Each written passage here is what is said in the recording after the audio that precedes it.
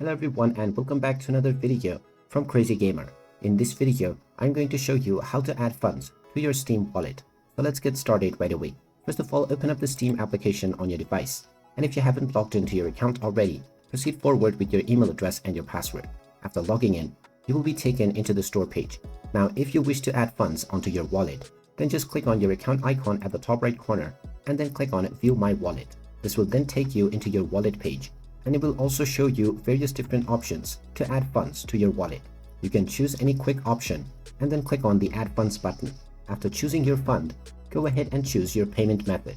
You may choose from Visa, PayPal, Masterclass, American Express, Discover, or JCB. You may also choose to save this payment information in order to use it next time. Click on Continue and then proceed forward with your credentials of the payment method that you selected. After entering the proper credentials of your payment method, go ahead and click on the Continue button.